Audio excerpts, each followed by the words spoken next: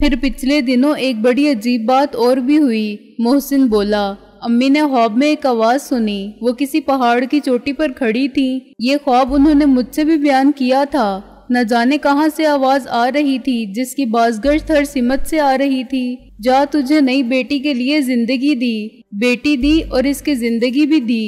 الفاظ بالکل یہی تھے۔ کیا مطلب ہے ان کا؟ ہمارے کسی خواب کی تعبیر بتانے والے سے پوچھو گے تو وہ تمہاری توقعات کے عین مطابق یہ بتائے گا کہ یہ نئی زندگی کی بشارت ہے، میں نے کہا، یا اسی قسم کی امید افزا بات کرے گا۔ نفسیات تو کہتی ہے خواب انسان کی ناآسودہ خواہشات کی تکمیل کا سامان فراہم کرتے ہیں اور انہی کا عکس ہوتے ہیں۔ چنانچہ تمہاری امی کے لاشعور میں زندہ رہنے کی جو خواہش موجود ہے وہی خواب بن گئی۔ اب کون سچ کہتا ہے اور کون غلط، اس کا فیصلہ میں کیسے کر سکتا ہوں؟ فیصلہ میں بھی نہیں کر سکتا کہ خواب جھوٹے سچے ہوتے ہیں یا نہیں، محسن نے کہا۔ لیکن امی پر اس خواب کا بڑا خوشگوار نفسیاتی اثر پڑا ہے۔ پہلے وہ خاصی نا امیدی کی باتیں کیا کرتی تھی، اب کہتی ہے میں زندہ رہوں گی، خدا نے مجھے نئی زندگی بخش دی ہے۔ تم سب دیکھ لو گے، میری بیٹی نے مجھے نئی زندگی دی ہے، یعنی مریم باجی نے، میں نے کہا۔ خواب میں انہوں نے خود کو پہاڑ پر دیکھا تھا اور مریم باجی کا انتقال جس حادثے میں ہوا تھا وہ مری میں پیش آیا تھا۔ یہ سانحہ بھی ان کے لاشعور میں نہیں، ان کی مراد شہلا سے ہے، محسن بولا۔ پہلے میں بھی یہی سمجھا تھا، لیکن انہوں نے میری توجہ الفاظ کی طرف دلائی۔ نئی بیٹی کے لیے زندگی دی، بیٹی بھی دی اور زندگی بھی دی۔ میں دم بخود رہ گیا۔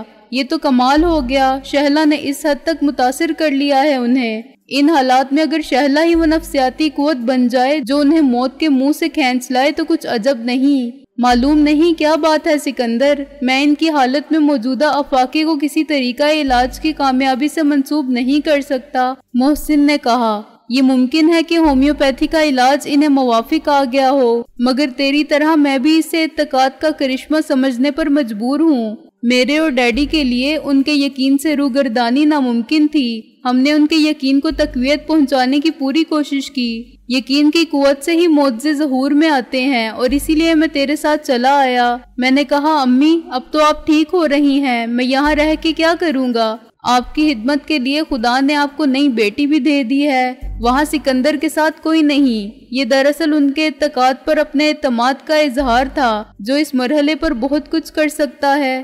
اگر یہ سب میری خواہشات کا فریب ہو اور ڈاکٹروں کا فیصلہ ہی صحیح ثابت ہوا تو میری بد نصیبی۔ میں ان کے پاس رہ کے بھی کیا کر لیتا؟ جب ضرورت پڑے گی پھر چلا جاؤں گا اور ان کی آخری رسوم میں شرکت کر کے لوٹ آؤں گا، ورنہ میری بات کا رد عمل بہت مثبت ہوگا۔ اور اثر تو اسی وقت ہو گیا تھا جب انہوں نے کہا تھا تو جا، میں اب ٹھیک ہوں، میری فکر مت کرنا، سکندر کا خیال رکھ۔ جی ٹی روڈ پر ٹریفک بہت زیادہ تھی، چنانچہ ہم بالکل بائیں کنارے پر رہنے کی کوشش کر رہے تھے۔ پیچھے سے آنے والے تو قریب آ کے ہماری سست رفتاری کا سبب جان لیتے تھے اور اوورٹیک کرنے سے پہلے احتیاط سے کام لیتے تھے۔ خطرہ لاہور کی طرف سے آنے والی بسوں اور ویگنوں سے تھا جو اس سیدھی سڑک پر ایک دوسرے کے ساتھ ریس لگاتے تھے اور بعض اوقات آگے نکلنے کی کوشش میں سڑک کے دوسرے کنارے تک پہنچ جاتے تھے تو سامنے سے آنے والوں کے لیے راستہ نہیں رہتا تھا، چنانچہ حادثات بھی ہو جاتے تھے۔ کالا شاہ کاکو سے آگے یہ خطرہ اور بڑھ گیا تو میں نے اور محسن نے فیصلہ کیا کہ شاہدرہ پہنچتے ہی گاڑی کو سب سے پہلے نظر آنے والے گیراج پر کھڑا کر دیں گے، اور 5 میل کے بعد میں نے سڑک سے ہٹ کر ایک جگہ سائلنسر لٹکے ہوئے دیکھے۔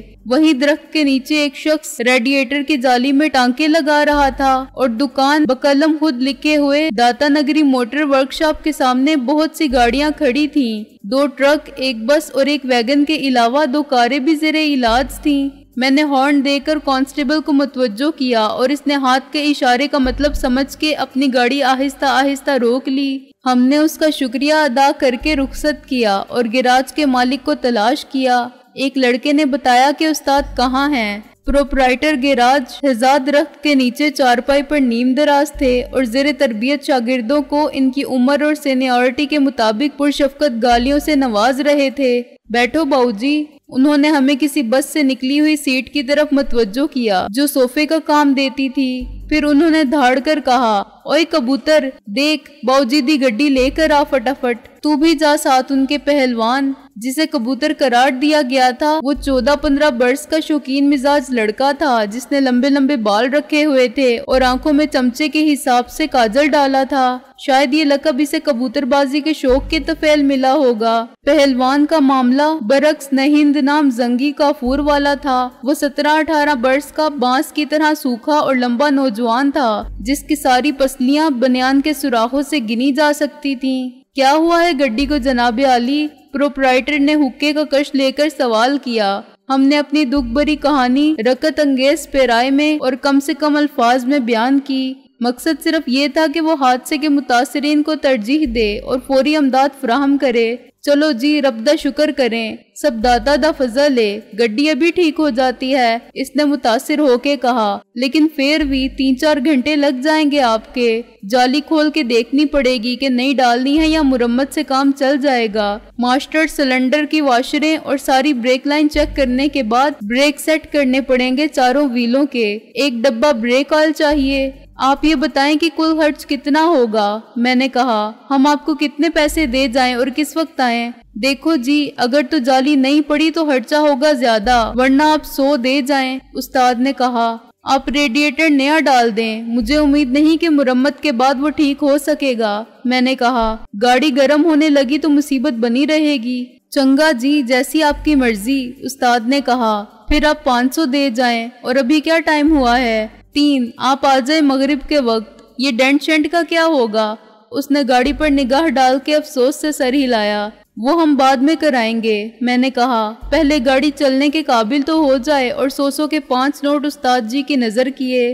उस्ताद जी ने देखा कि जितने नोट उनकी जेब में गए हैं उनसे कहीं ज्यादा तो मेरी जेब में मौजूद हैं। एक बार फिर उन्होंने डेंटिंग का सारा काम भी खत्म करा लेने के फवायद पर रोशनी डालनी चाहिए और ये भी कहा कि हमें खसूसी रायत दी जाएगी। लेकिन हम चाहते थे कि रंगो रोगन खुद रिजवी साहब अपनी पसंद से करवाएं, जब चाहे करवाएं और जिससे चाहे करवाएं। ये 2-4 घंटे का नहीं, हफ्ते 10 दिन का काम था। 3 बजे हमने शादरा के हाई क्लास होटल में लंच तनावुल फरमाया।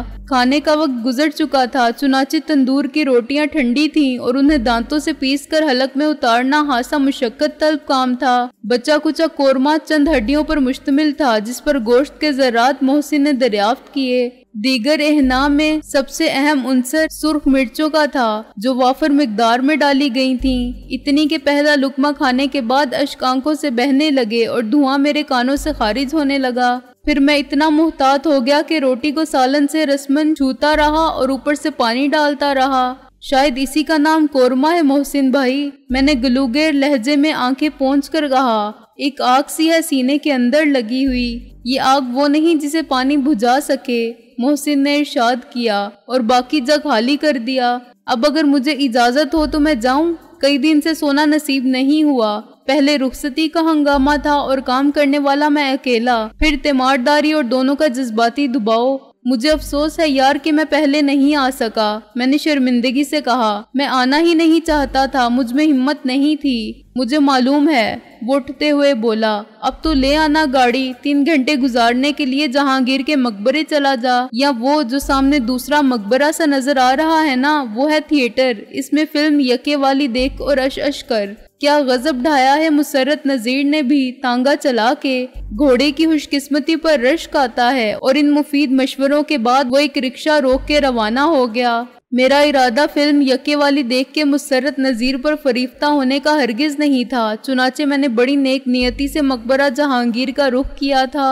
अब करना खुदा का ऐसा हुआ कि बकोले शायर, जो राह इधर को जाती है मक्तल से गुजर के जाती है। मैं MWD इंजीनियरिंग कॉम्प्लेक्स के सामने से गुजरा तो मेरी नीयत बदल गई और मैंने सोचा कि इतने अरसे बाद चौधरी दिलावर से मुलाकात कर लेने में कोई हर्ज नहीं। मकसद तो सिर्फ वक्त गुजारना है ना, और ये देखना है कि मुझे देखकर दिलावर के दिल पर क्या गुजरती है। मैं इत्मीनान से इस कैबिन तक गया जो रिसेप्शन से ज्यादा चेक पोस्ट था। हस्बे तवक्को अंदर वही नौजवान शायद इसी मुंसिफ के ताज़ा तरीन जासूसी नावल में गरक था। अगर वो गौर करता तो मुझे पहचान जाता, लेकिन इसके तसव्वुर में मंजर वही रहा जहां मैंने दखल अंदाजी की थी। क्या काम है? इसने किताब रख के कहा। नाम बताओ अपना। नाम है साईं अली मुराद भाटी, दरवाजे वाला। मैंने कहा।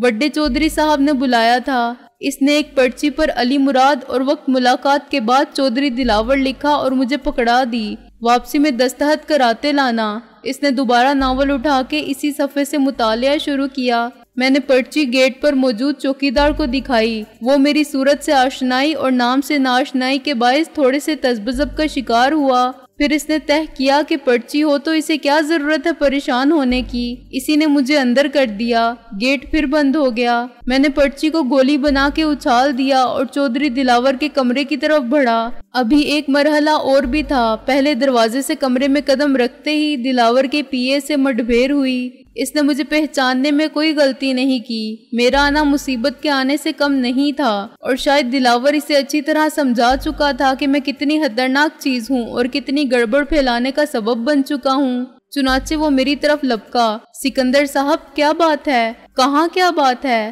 میں نے کہا، اور اگر کوئی بات ہے تو کیا یہ ضروری ہے کہ تمہیں بتائی جائے؟ چودھری صاحب کا حکم ہے۔ میرا مطلب ہے وہ خفا ہوں گے مجھ پر۔ وہ نروس ہو گیا۔ میری نوکری کا تو خیال کیجئے، تمہاری نوکری برقرار رہے گی۔ میں نے کہا، بلکہ ہم ترقی بھی دیں گے، لیکن تم راہ میں حائل ہوئے تو ہم ایک جھانپڑ دیں گے، اور تمہیں مالکوں سے یوں بات کرنے کا مزہ اس وقت آئے گا جب تم نقلی بتیسی لگا کے روٹی تناول فرماؤ گے۔ مجھے اس کی مجبوری اور بے بسی پر ترس آیا۔ وہ ہاتھیوں کی جنگ میں پس جانے والے حشرات الارض سے زیادہ مظلوم تھا اور کسی کا کچھ نہیں بگاڑ سکتا تھا سوائے اپنے۔ وہ مجھے نہ روکتا تو اپنی نوکری سے ہاتھ دھوتا اور روکتا تو اپنے دانتوں سے۔ میں اسے ہکا بکا اور پریشان حال چھوڑ کے دلاور کے کمرے میں داخل ہو گیا۔ چودھری دلاور گھومنے والی کرسی کی پشت کا سہارا لیے، پیر اپنی میز پر پھیلائے فارغ بیٹھا تھا۔ مجھے دیکھ کر وہ ذرا بھی نہیں چونکا اور اسی پوز میں بالکل بے حس و حرکت بیٹھا رہا۔ اس کی اداکارانہ صلاحیت کا میں پہلے سے معترف تھا، لیکن یہ اداکاری کا کمال نہیں تھا۔ اس نے یقیناً میری آواز سن لی تھی اور یہ طے کر چکا تھا کہ میری آمد پر حیرت، خوف یا پریشانی کا اظہار اس کو زیب نہیں دیتا۔ کون؟ اپنے سکندر صاحب؟ میرے السلام علیکم کے جواب میں اس نے بڑے سکون کے ساتھ مسکرا کے کہا اور پاؤں میز پر سے ہٹا کے آہستہ آہستہ اٹھا۔ لو بھائی، کمال ہو گیا، بڑی عمر ہے آپ کی، ابھی آپ کے متعلق ہی سوچ رہا تھا میں۔ مصافحے کے لیے ہاتھ بڑھا کے بولا، انگریز کہتے ہیں کہ ادھر شیطان کو یاد کرو، ادھر وہ حاضر۔ میں نے بے تکلفی سے کہا، یہی تو فرق ہے جی ان میں اور ہم میں۔ وہ بیٹھتے ہوئے بولا، تشریف رکھیں، ہم سادہ دل لوگوں کے دل میں کبھی برائی کا خیال ہی نہیں آتا۔ ہم کہتے ہیں عمر لمبی ہو، وہ کہتے ہیں شیطان آ گیا۔ اسی سادگی سے فائدہ اٹھا کے تو وہ ہم پر اتنا عرصہ حکومت کر گئے۔ آپ نے تو بہت کچھ سیکھا ہوگا ان سے۔ انسان نے تو شیطان سے بھی سبق سیکھا تھا، میں نے بیٹھتے ہوئے کہا، اور انگریز تو دفع ہوئے، مگر حکومت اب آپ جیسے سادہ دل لوگوں کی ہے۔ ہمیں بھی جو کچھ سیکھنا ہے آپ ہی سے سیکھنا ہے، اور کچھ سکھانا ہے تو وہ بھی آپ ہی کو۔ چودھری دلاور کا چہرہ میری زومعنی بات کے باوجود سپاٹ رہا۔ بڑے عرصے بعد ملاقات ہوئی آپ سے، وہ بولا۔ آپ تو جانتے ہیں میں کتنا مصروف تھا اپنے چودھری صاحب۔ میں نے اطمینان سے سگریٹ سلگائی، تعزیت تک کے لیے حاضر نہ ہو سکا۔ میں نے لائٹر کو جیب میں رکھنے سے پہلے پھونک مار کے اس کے شعلے کو بجھایا۔ کیسی تعزیت؟ دلاور نے کہا۔ ذرا اسی دیر کے لیے اس کی صورت پر حیرانی کے آثار نمودار ہوئے۔ میرا آخری جملہ اتنا غیر متوقع تھا کہ وہ اپنے فطری رد عمل کو نہ چھپا سکا۔ پھر اسے یاد آ گیا کہ میں کس کا حوالہ دے رہا ہوں۔ اچھا وہ، جی میں نے سنا تھا آپ کے گھر کی کسی خاتون کا انتقال ہو گیا تھا۔ میں نے سگریٹ کا کش لے کر کہا، مجھے معلوم نہیں تھا کہ شہلا کی والدہ سے آپ کی قرابت داری تھی۔ وہ لڑکی تھی نا شہلا، اپنے ڈی سلوا صاحب کی سیکرٹری۔ مجھے معلوم ہوا ہے۔ دلاور نے مکھی مارنے والی جالی کو زور سے میز پر مارا اور مقتول مکھی کی لاش نیچے پھینک دی۔ پھر بڑا افسوس ہوا ڈی سلوا صاحب کا۔ میں نے اپنی بات جاری رکھی، سنا ہے بڑا خوفناک بلکہ عبرتناک حادثہ تھا۔ یہ بھی سنا ہے کہ جو بھی آپ نے سنا ہے ٹھیک ہی سنا ہوگا اپنے سکندر صاحب۔ وہ میری بات کاٹ کے بولا، اور ابھی بہت کچھ سنیں گے، ہم بھی آپ بھی۔ یہ بتائیے کیا پیئیں گے؟ دیسی کے ولایتی؟ میرا مطلب ہے ٹھنڈا یا گرم؟ چائے، میں نے کہا۔ اس میں زہر ہوتا ہے تھوڑا بہت، کیفین، وہی دے دیں اپنے ہاتھ سے۔ دلاور ہنسا، آپ مذاق خوب کرتے ہیں۔ وہ بولا، بھلا آپ پر زہر کیا اثر کرے گا، اور ہم کوئی دشمن ہیں آپ کے جو خدا نخواستہ زہر دیں گے آپ کو، اور وہ بھی اپنے ہاتھوں سے؟ اس نے انٹرکام کا بٹن دبا کے پی اے سے چائے کے لیے کہا، ڈی سلوا صاحب کی جگہ کسی نئے مینیجر کا تقرر کیا ہے آپ نے؟ میں نے کہا، یہ ایسے ہی کام چل رہا ہے۔ کام ایسے ہی کیسے چل سکتا ہے؟ نیا بندہ رکھا ہے میں نے ایک۔ وہ بولا، لیکن ابھی عارضی ہے. اب یہ بھلا کیسے ہو سکتا ہے اپنے سکندر صاحب کہ میں ہی فیصلے کرتا رہوں آپ سے مشورے کے بغیر؟ مالک تو آپ بھی ہیں برابر کے. قانون یہ بات کل تسلیم کرے گا، ہم آج کرتے ہیں. دلاور کا رویہ اور خیالات کی یہ تبدیلی کسی نئی حکمت عملی کی تپا دیتی تھی. میں یہ فرض نہیں کر سکتا تھا کہ دلاور جیسے شخص کے ذہن کی سوچ کا یہ مثبت پہلو اس کی شخصیت میں رونما ہونے والے انقلاب کا نتیجہ ہے. وہ مصالحت پر آمادہ ہے یا اس نے حقیقت کو تسلیم کر لیا ہے؟ شکاری نئی چال چل رہے تھے یا نیا جال بچھا رہے تھے؟ عقل تقاضا کرتی تھی کہ میں محتاط ہو جاؤں. پی اے نے ڈرتے ڈرتے چائے لا کر رکھی اور دلاور سے نظر ملائے بغیر لوٹ گیا. کیا پرانے لوگوں میں سے کوئی اس قابل نہیں تھا کہ اسے مینیجر بنایا جائے؟ ان کو کام کا تجربہ تھا. میں نے کہا ایک ہی آدمی تھا کام کا جناب. وہ افسوس سے سر ہلا کے بولا مارا گیا بیچارہ حادثے میں. کیا نام تھا اس کا؟ ہاں غلام علی اکاؤنٹنٹ تھا اور آپ کے والد مرحوم کا خاص آدمی تھا. اور یہ نیا مینیجر یہ کس کے والد کا خاص آدمی ہے؟ میں نے کہا تجربہ اور تعلیم کیا ہے اس کی؟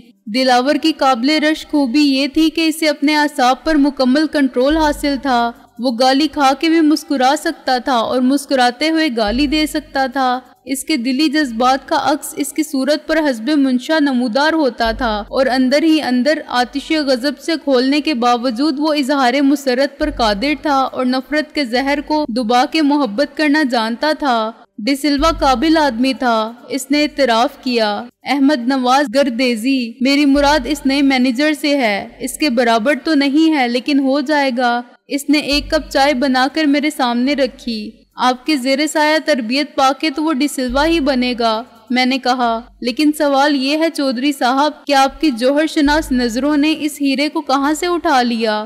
راہ چلتے کسی آدمی کا تقرر تو نہیں کیا ہوگا آپ نے؟ احمد نواز اور کیا گردیزی؟ تو یہ گردیزی صاحب کون ہیں؟ پہلے کیا کرتے تھے اور کہاں تھے؟ میں اتنے بہت سارے سوالات کا جواب کیا دوں سکندر صاحب؟ دلاور نے کہا اور انٹرکام کا بٹن دبایا. ذرا احمد نواز سے کہو کہ سب کام چھوڑ کے آ جائے اور یہ لڑکا جو ریسپشن میں بیٹھا ہے اسے کہو کہ اپنا رجسٹر لے کر آئے. یس سر، پی اے نے اطمینان کا سانس لیتے ہوئے کہا. ابھی حاضر ہو جاتا ہے گردیزی. دلاور نے کہا آپ چائے پئیں، جو پوچھنا ہے اس سے آپ خود ہی دریافت فرما لیں، گویا آپ کو کچھ معلوم نہیں. میں نے کہا یا آپ کا خیال ہے کہ میں یقین نہیں کروں گا؟ خیر آنے دیں اسے.